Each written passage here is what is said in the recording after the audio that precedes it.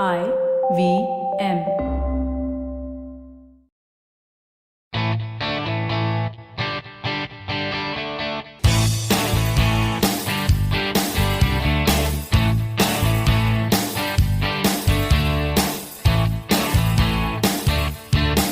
Hello and welcome to a brand new episode of the Musafir Stories, India's very own travel podcast, where each week we discuss the story of travelers in their own words and relive their experiences with you, our listeners.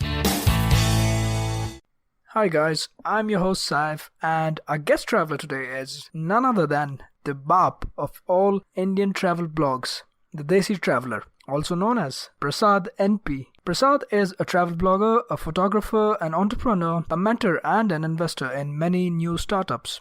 Prasad loves to write about travel in general and family travel in particular. He is also an active advocate of wildlife protection and nature conservation. Prasad's works have been featured in publications such as Andhra Jyoti, Vav Hyderabad, Maharashtra Times, and the Indian Express. He also regularly writes and contributes for Travel Leisure magazine, Dainik Bhaskar, and Jetwings, the in-flight magazine of Jet Airways. Prasad's blog has been named by Bagout as one of the top 16 socially active travel blogs in India, and he has also been mentioned by Tripoto and IndianExpress.com as one of the top travel bloggers to look out for. With that introduction, I'd like to welcome Prasad NP, the Desi Traveler. Prasad, thanks so much for being a part of the Musafir Stories, and welcome to the podcast. Hi, thanks a lot for inviting me for the show. I'm really excited to talk to you. Excellent. Prasad, the introduction I gave initially is kind of concise, so why don't you go ahead and tell us and our listeners a little bit more about you, your blog, The Desi Traveler, and also when the travel bug bit you. How long have you been traveling and blogging for? Sure. So, I've been traveling, as far as I remember, since my childhood, mostly earlier with my parents, and then when I was in college, I used to go on a lot of trips with my friends, and my job also required me to travel a lot. I used to travel almost 10-15 days in a month. So slowly, you can say the blog came much later. The traveler has been always there.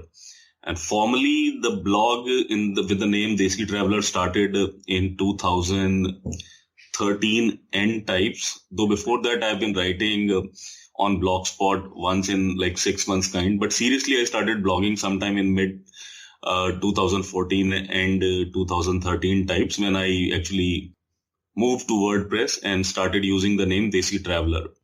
Okay. So that's the story behind it. It essentially remains a hobby kind of blog for me because this is not my full-time profession. But I love to travel and I love to share my stories. And Prasad, tell us a little bit more about the name. Is there a story behind the name, Desi Traveler? Yes. So I used to work for a US company and almost every month I would go to US. I have a few close friends living in New York and close by areas. So every time I'll pass through New York, we'll meet them and they'll say, our Desi Traveler has come. So that's how the name stuck and I started using it for my blog because in New York and surrounding areas, people typically from India, Bangladesh and Pakistan are called Desis. So that's how. That's so true. That's so true. And Prasad, can you please tell our listeners what you write about? What's your niche? So mainly I focus on destinations where you can travel with your family. Mm-hmm. And so you'll see a lot of stories about places where you can go with your family. Yeah. You'll see stories about nature, environment, wildlife, those kind of stories where people can. You'll find very few stories about hardcore adventure sports like paragliding or scuba diving, but you'll see a lot of stories about wildlife, nature. And my idea is that if you can encourage people to not only travel, but travel responsibly, mm-hmm. because travel creates a lot of carbon footprint. And if you can sensitize people like, okay, hey, you're going for a trek in Himalayas, but remember to bring back your chocolate wrappers, your water bottles and all those stuff back with you. So that's what my focus is about. And I write with the idea that when people read these stories, not only they become sensitized, but if they're traveling with their kids, they tell them also about these things that, hey, we are traveling to Himalayas and it's our moral responsibility to make sure that we leave them as pristine as we found them. Exactly. So that the future generations can also enjoy these, and it's not just us doing all the enjoyment, right? Awesome. So on that note, we have a little tradition at the Musafir Stories, Prasad, where we, with each week with our guest travelers, we speak about a destination, the ins and outs of it, everything from preparation to how to get there, where to stay, things to do, avoid, all of that. Essentially the A to Z of that destination. So having said that, where would you like to take our listeners to today? So I would talk a little bit about Spiti in Himachal. The reason I want to talk about Spiti is that it is still an unspoiled destination. It is not a touristy place like, say, Manali or Shimla, and the landscape and the terrain is very similar to Ladakh. But fortunately or unfortunately, as the case may be, Spiti doesn't have an airport. So you need to travel 12 to 14 hours to reach Spiti, and that is from Manali. So the idea is, like, if people have started traveling to Spiti, let's start traveling there responsibly and make sure that we do not spoil Spiti.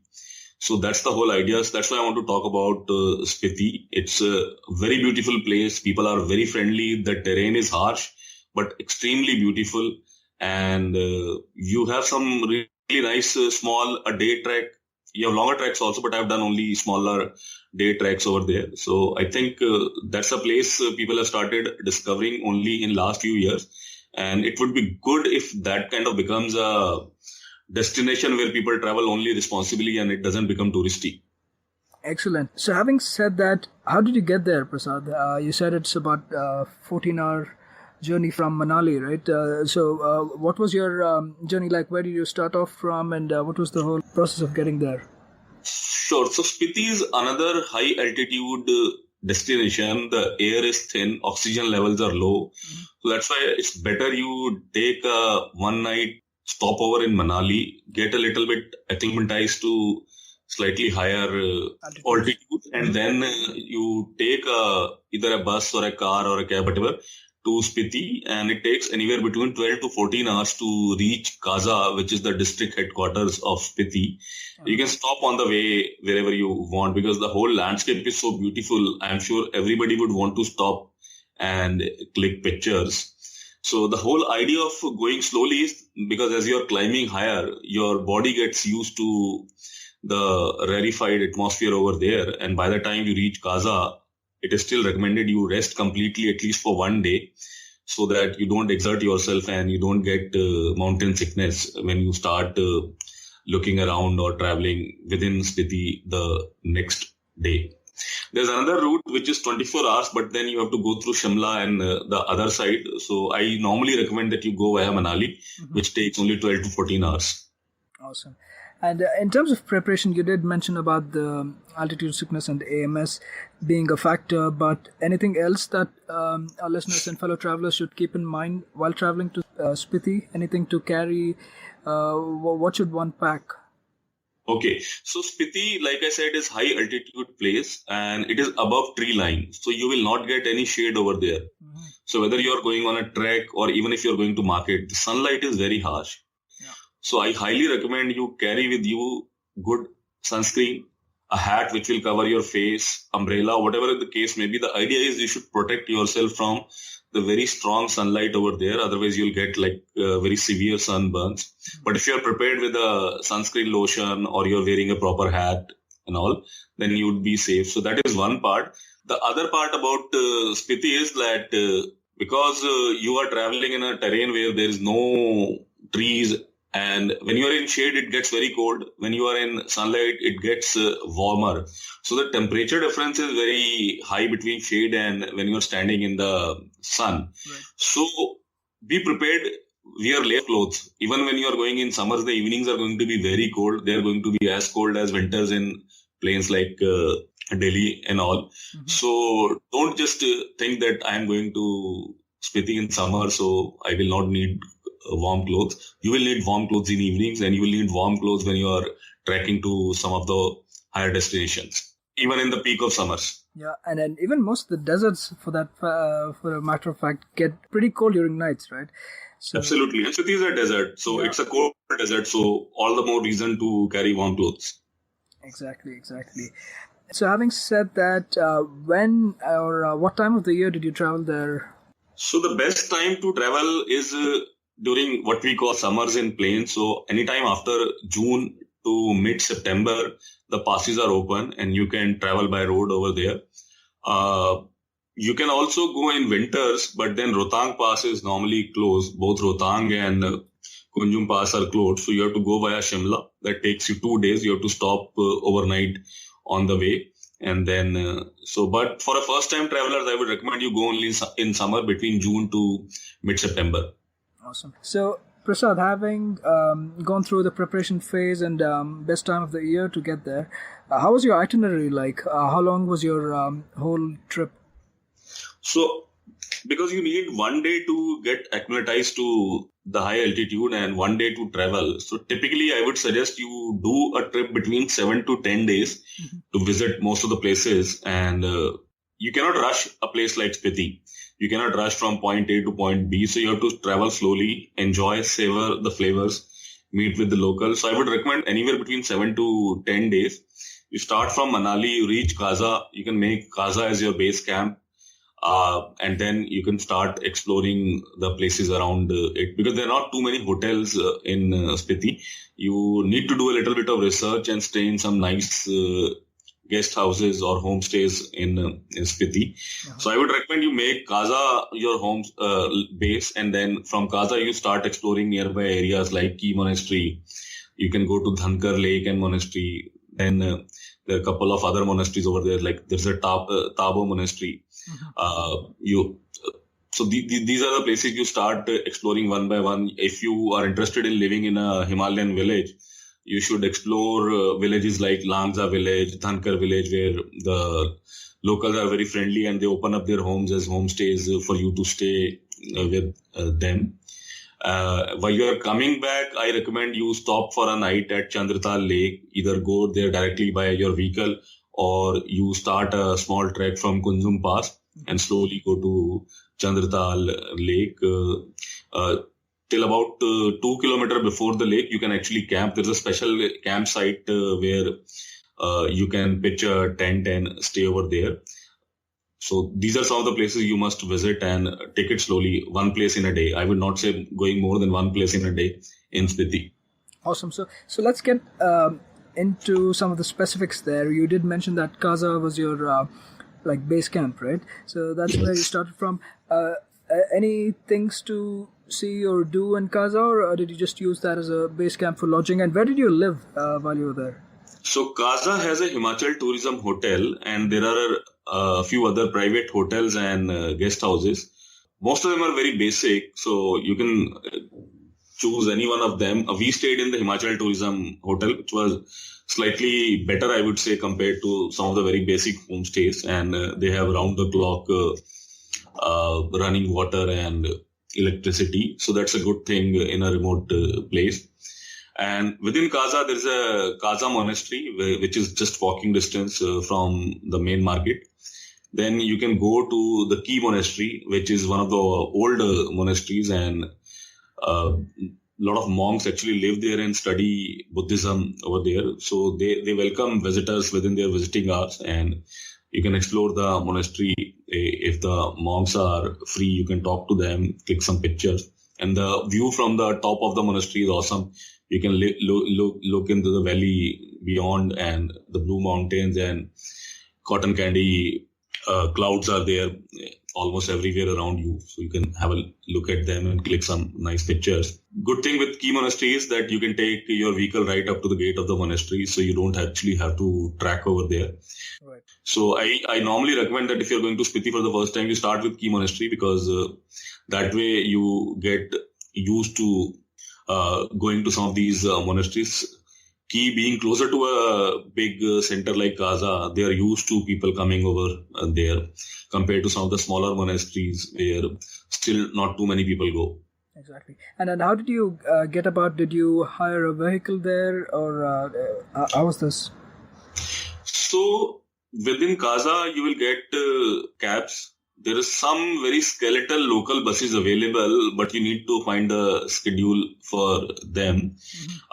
What we did was we have hired a vehicle from Manali itself, and a local guide who was from Kaza and who accompanied us everywhere. So this guy knew about all the places and had local contacts, which is, by the way, highly recommended for two reasons. A, it will save you a lot of time in exploring the places because they will know the routes, they will know if any road is blocked. And since they are local, so people are more receptive to them. The other reason is this way you are pumping some little bit of money back into the local economy. Absolutely. And so that's a very important point that I want to make, that when you are visiting some of these local places, I always recommend hiring local people, whether it is the cab driver, whether it is your guide, or whether you are eating. So try some of the local dishes, stay with local families, and this way you are contributing a little bit of money to the local economy, which will help in these people having a better standard of living. One of my friends, he has opened a small library in Spiti, and whenever he or any one of us is traveling, we carry some of the books for the kids to read and distribute amongst them.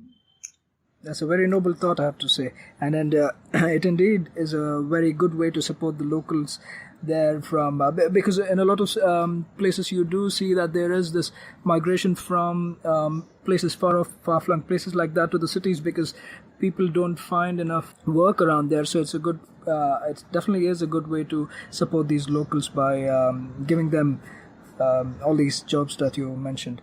So, absolutely.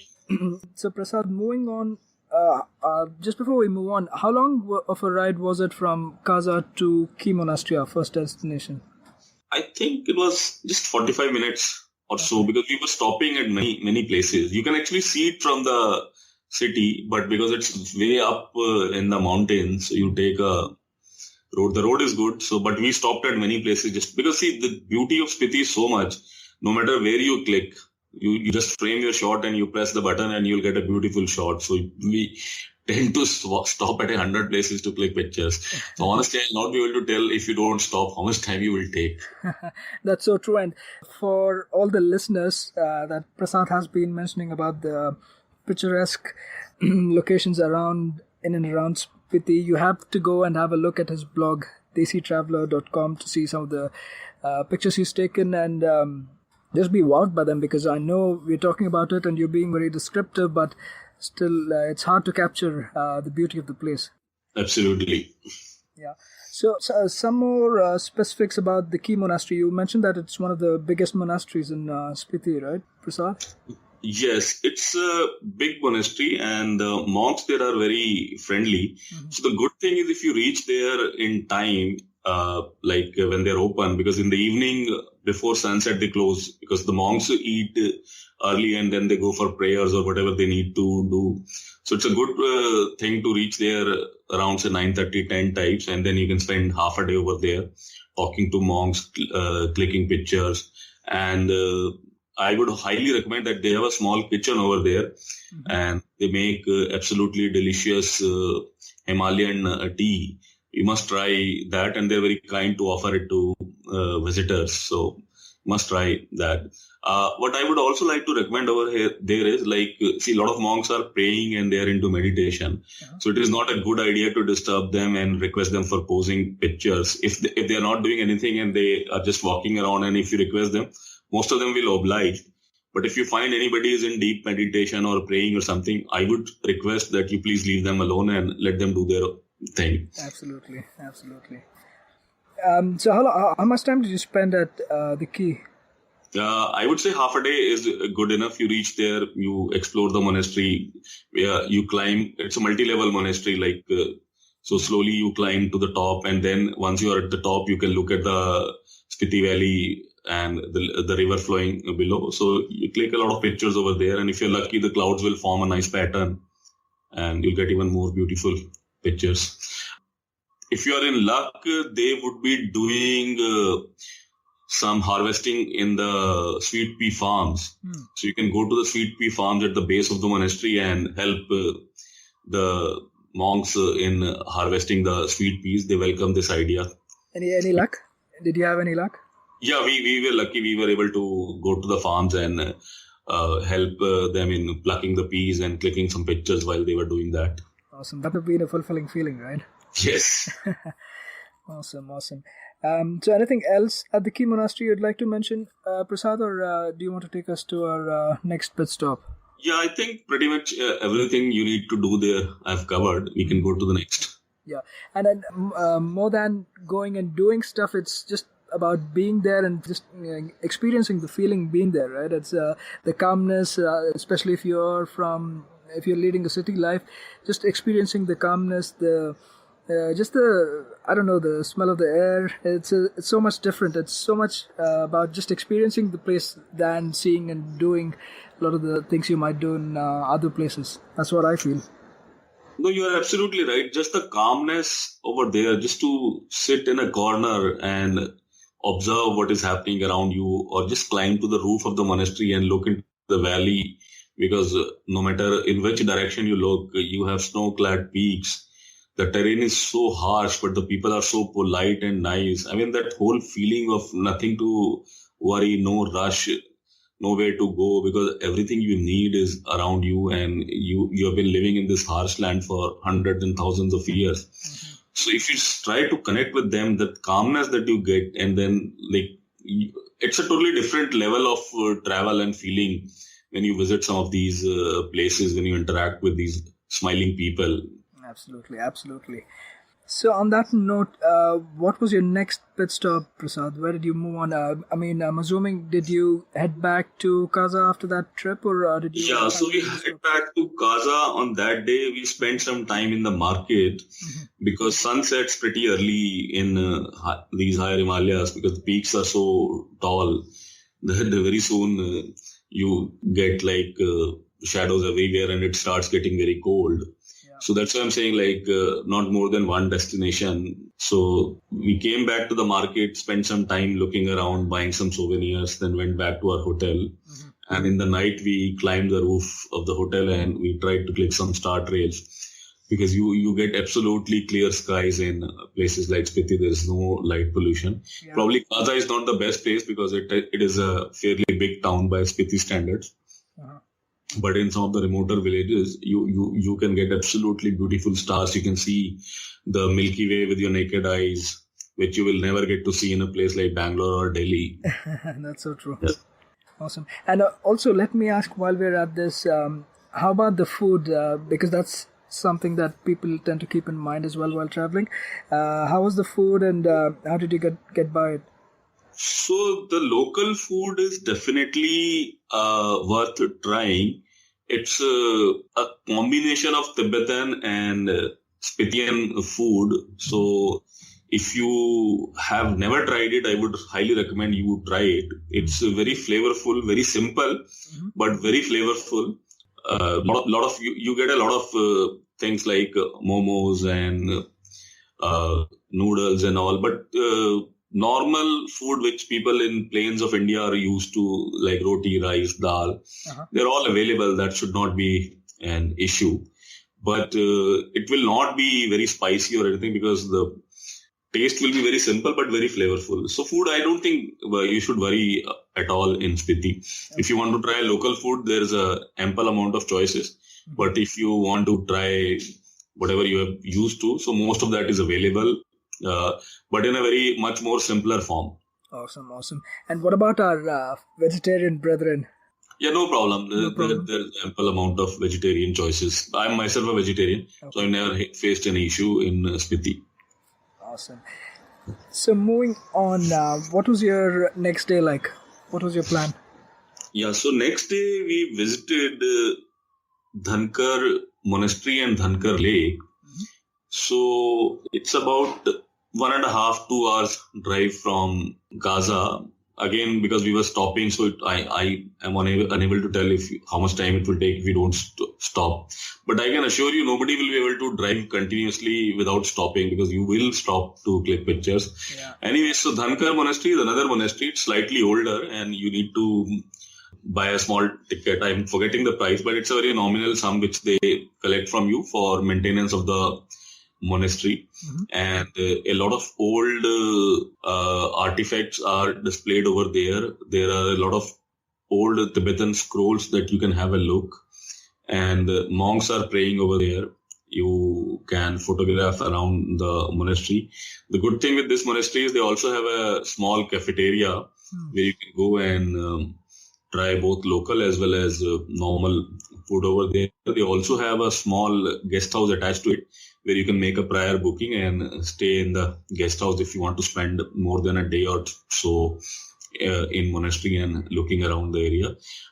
There's a Dhankar village close to the monastery where some of the locals have homestays that also you can stay. And so that's the part about Dhankar. So I personally highly recommend that when you reach monastery after you're done, you can have lunch at the monastery itself, rest for a while, and then you can start your trek to the Dhankar Lake. Okay. So very few people actually go to Dhankar Lake. It's a very small trek, only about an hour or so, depending upon your fitness level. But the lake is absolutely pristine. It's a very small lake, but the waters are absolutely clear. You can see the pebbles at the bottom and the reflections of the clouds in the lake is absolutely amazing. And on any given day, there will be not more than, say, 10 to 15 people over there, if you are lucky. When we were there, we were the only group, and later when we were coming back, another small group of 3-4 people were coming. So absolutely pristine place, and only about an hour or so of hiking over there. And the whole trail is littered with wild rose bushes, which are in bloom in this season. So absolutely amazing. And in terms of the height, are you traveling upwards or how? Yeah, you are traveling a little bit upward. Yes, absolutely traveling upward. But because this is now your second or third day at high altitude, so you should be fine. You should not have an issue. Okay. And I guess in terms of preparation, a good pair of shoes should be... absolutely. The thing with the Spiti is because it's a cold desert and there are no trees. Yeah. So the soil is loose gravel.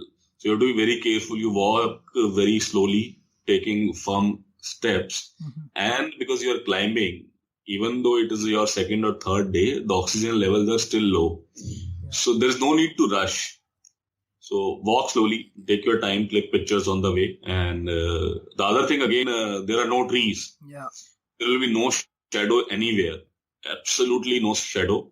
So make sure you are wearing a hat that covers your face. You have some sunscreen applied on your face and all those normal precautions you take, and then you climb slowly. And keep drinking water, I guess. Stay hydrated. Yeah, keep drinking water. Absolutely. You're right. Awesome. So how much time did you spend at the Dhankar Lake? And did you get a chance to stay at the guest house you mentioned at the monastery? Not at the monastery. Next day, we stayed at another village. So I'll talk about that. Okay. Let me first answer your question, how much time to spend. So it's totally up to you. There is no shade. There's a small kind of gompa made over there. So that's the only place in whose shadow you can sit, depending upon which direction the sun is coming. So you sit in the shadow of the gompa and then you click pictures. We were very lucky, when we were just there, a local shepherd came with his flock of sheep who all started drinking water in the lake. Nice. That was an absolutely blissful moment to talk to these guys and watch the sheep and the goats over there. So an hour, 2 hours, depending upon how much time you want to spend, how many pictures you want to click. Yeah. But definitely you should leave back before sunset because there's no light or anything. Right. So I would say you check out what is the sunset time and start at least an hour or an hour and a half before sunset so that you can slowly climb down to the Dhankar monastery. Awesome. So was that pretty much your whole day in Dhankar? Yeah, so that was the whole day. And by the time we reached back Dhankar monastery, it was already sunset. And then we went to our next destination, which is the Langza village. Okay. So Langza village is one of the high altitude Himalayan village, which is cut off from the world during winter months. It's a very small village. I think less than 50 houses, maybe even less. And some of the friendly locals have converted their homes, one or two rooms, into a homestay. So we stayed in two of the guest houses. Local guy, one of them belonged to our guide, Okay. and one of them to some other villagers. And you stay with them, you try local food, you mix with the locals. And because this summer months are, a lot of activities are happening. These 3-4 months that they get in Spiti, like May, June, July, August, September, and visitors start coming only in June. Mm-hmm. These 2-3 months, they are very busy harvesting, preparing their fields, cutting whatever little bushes grow. So they take wood from these bushes, no trees, but small bushes, and collect those and use that as firewood for winter. So all these activities are going on. So you can participate in some of these activities, observe their life, interact with them. There's no like you can say that, okay, this is the spot I want to go and see. It's just about going and observing and absorbing life in a Spitian village, which has not changed much in last hundreds of years. Awesome. Except now people have like TVs and stuff like that. Yeah, you didn't mention that it's pretty untouched and a lot of times cut off from the rest of the world. So that leads me to the question, how about connectivity by phone? Are mobile phones of any use at all in these places? So BSNL phone works once in a while, but most of the other cellular operators in the villages are pretty useless. But in Kaza, almost everything works. If you're lucky. If you're not lucky, then even BSNL doesn't work. So okay. And you did mention you spent some time at the Lanza village, right? So we stayed there overnight. Okay. We were there and we kind of...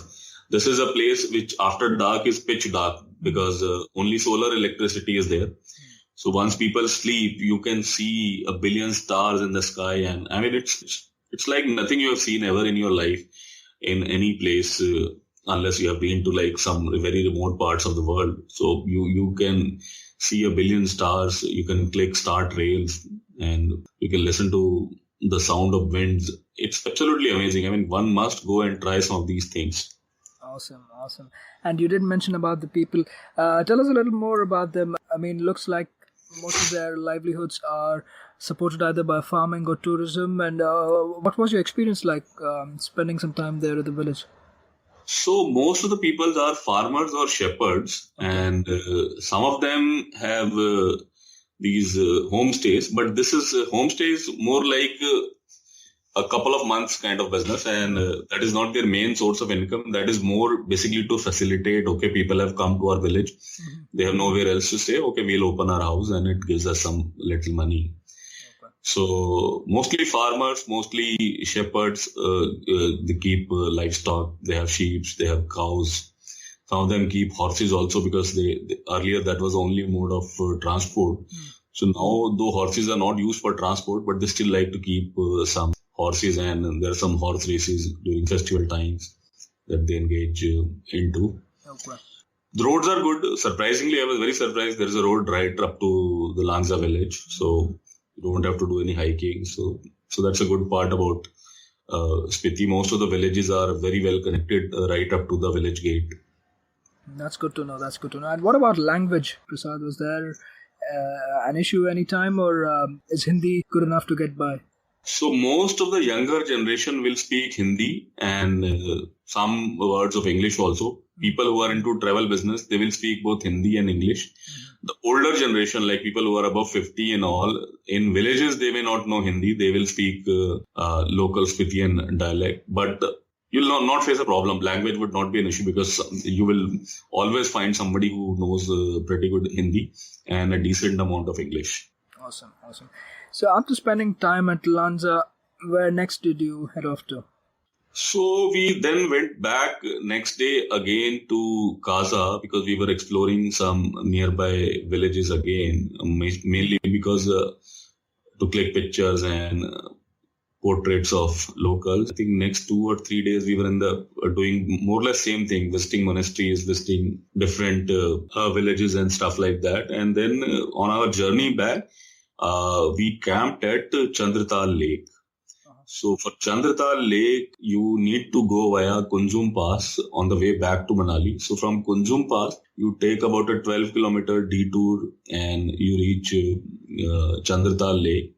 It's one of the most beautiful lakes. It's a small lake, not a very big one like Pangong in Ladakh. But this is a lake which is surrounded by very high mountains, and it's a perennial lake. And it's also the source of Chandra River, which, if my knowledge is correct, later is called Chenab in Punjab and parts of Pakistan. So, one of the sources of Chandra River is Chandratal Lake. And this particular lake is mentioned in some of our earlier scriptures, Vedas and Purans. I don't remember the name, but that I've read. Till about 2 kilometers before lake, you are allowed to do camping. There's a designated camping site. Okay. So you can camp over there. Some of the camps also have facilities for offering food to the visitors. You can talk to them, you can get food, or you need to carry your own food and stuff if you don't want to eat in somebody else's camp. Or if you're pitching your own tents, you can cook your own food. Did you get a chance to camp there? So yeah, we camped over there, stayed there overnight, and but we stayed in a proper established camp from a company. And they had a proper kitchen tent and facilities for very basic food like khichdi and all. The idea is to keep it as simple as possible, because the more you cook, the more you're going to kind of harm the environment. So the idea is to cook very basic food, disturb as little as possible. Stay there overnight, because early morning when the wind is not blowing, you trek to the camp, to the lake, and the water is absolutely calm, and you can see the reflections of snow-clad peaks into the water. And when the sun rises, the top of the peak becomes golden. And I mean, it's absolutely amazing to see that sun over there. And it's like nothing else you had ever seen. Yeah, I could imagine. And I believe it's in the shape of a crescent moon. And Yes. that's how it gets the name also, right? Yes. So that's the reason. Plus, there's some mythological significance with the moon, Chandra. So those kind of things. But you actually cannot see the crescent shape standing at the back, because it's spread over a few kilometers. So Right. you actually have to walk. But you can walk around the lake in an hour or so. So it's not a very big lake. Okay. And Prasad, you did mention about the campsite. I know Spiti is not as crowded as some of the other places, but do you have to book beforehand, or how does this work?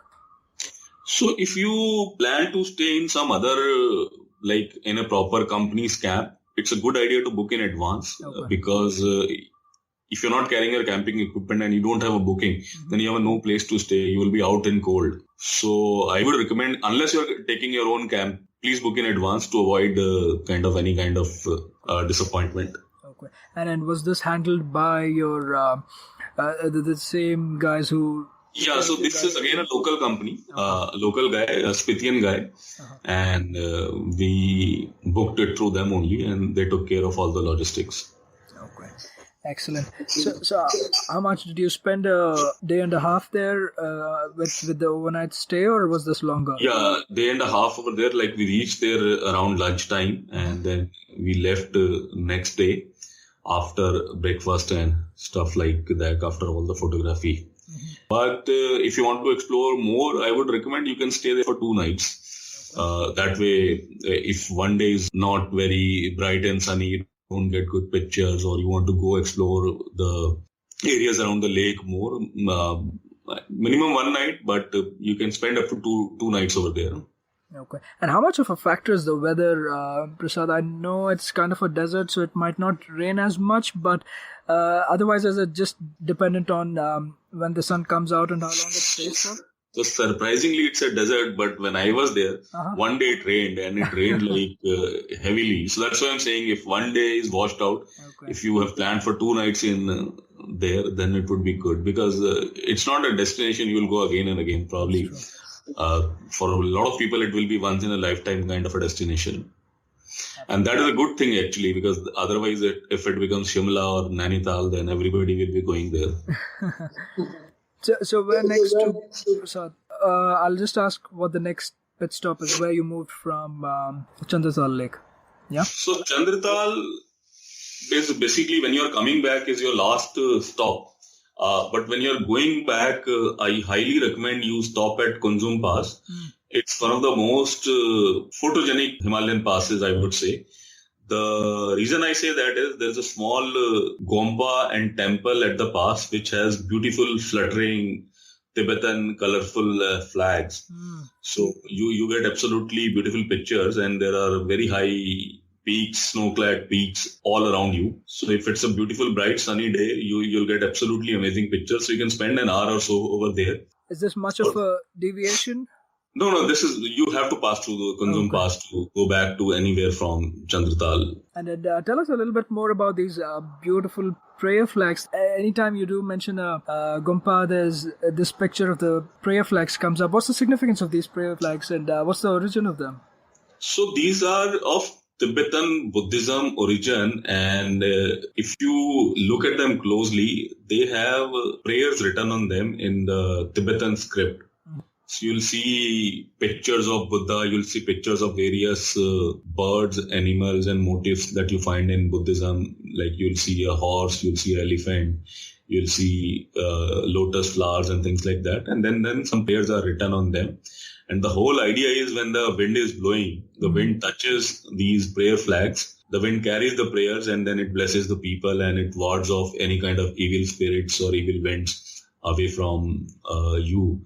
So each flag will have different colors: white, blue, green, red. These are some of the common colors. Then there's a golden colored flags, and each one of them has a different significance and a different prayer mentioned on them.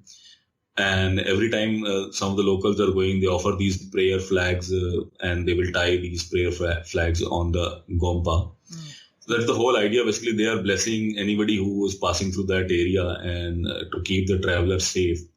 Because these are some of the very harsh terrains and roads have been built only last, say, 30, 40 years. Before that, it was all on foot or on a horseback kind of a thing. And in the winters, you will get 10 feet, 15 feet of snow. You cannot move anywhere except for within your village.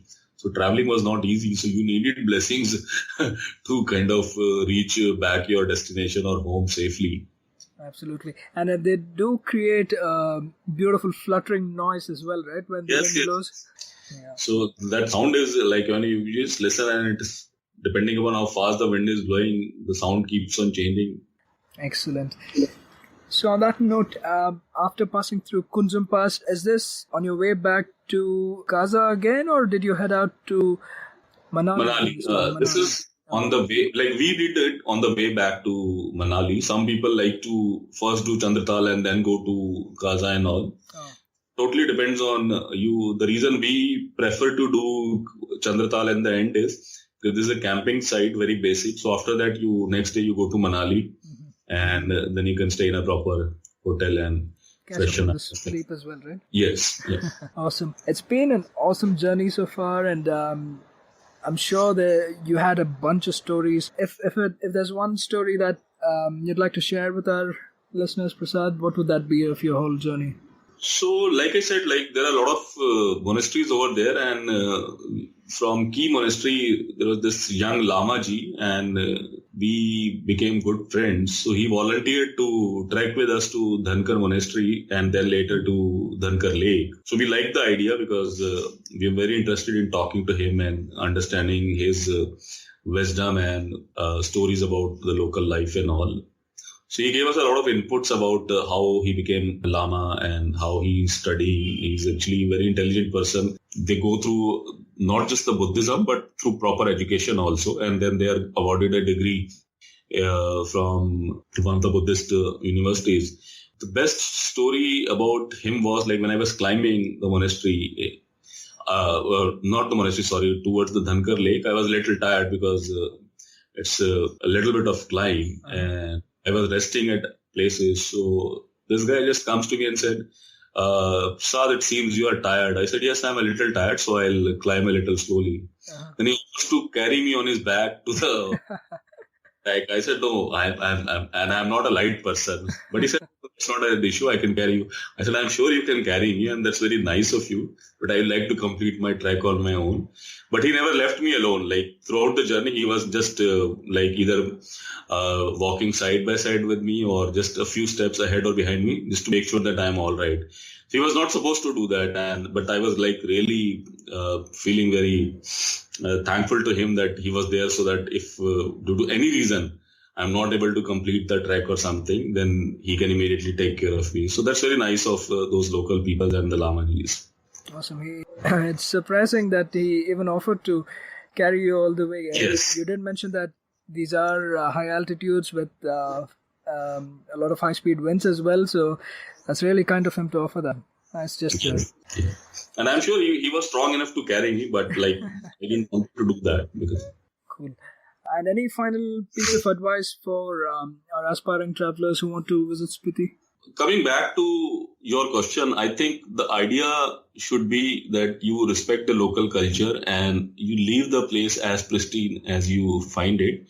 And please be prepared to go there. It is not a tourist place. It is a place you go to savor and understand the local culture, local people, respect their traditions, respect their religion. The other thing is prepare for some of these very small things. Otherwise, your trip will become painful. Simple things like carrying sunscreen, simple things like drinking enough water so that you are hydrated, making sure that you're not standing in sun for too long, or if you're there, you cover yourself with a hat and things like that. Because these are not the terrains which are forgiving. These are really harsh terrains and the locals are used to it. So you may think, okay, this guy is not wearing any sunscreen, but he has been living it there all his life. You are coming from Delhi, Bangalore, Bombay, and you're not used to that.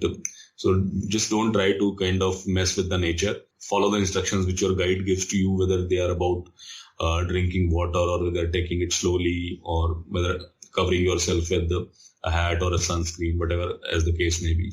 Prasad, thank you so much for taking us to this journey to this pretty much unexplored and pristine part of India and sharing all your memories from there and also letting our listeners know how to get about there and enjoy their stay while they're there. So thank you so much. We are really grateful to you for sharing your experiences. I'm sure a lot of our listeners are really looking forward to exploring more and also following your blog and your stories, your travel stories from the future. How can one follow you? So on all social media, I am Desi Traveler with a single L in Traveler. Mm-hmm. So people can just follow me over there, subscribe to the blog, whatever they feel comfortable with. And I try to share one story a week at least. Excellent. And just for the note of our listeners, all these links and social media handles will be shared in the show notes section of this page. So it's easier to follow that way. Prasad, finally, before we let you go, if you had to take away one memorable moment, if you just had to shut your eyes and think about one moment that comes up to you from this journey or from this trip, what would that be? I would say standing in the middle of nowhere in this small Lanza village and looking at 1 billion stars above you.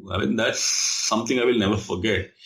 That tells you how insignificant our space or place is in this universe. We humans tend to think we are the master of the universe.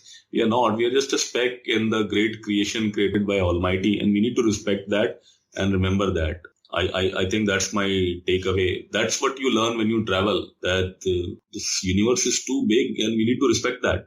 Absolutely. On that wonderful note, thank you so much, Prasad, for taking time out and sharing your experiences with our listeners. We're looking forward to more of these travel stories from you. Thank you.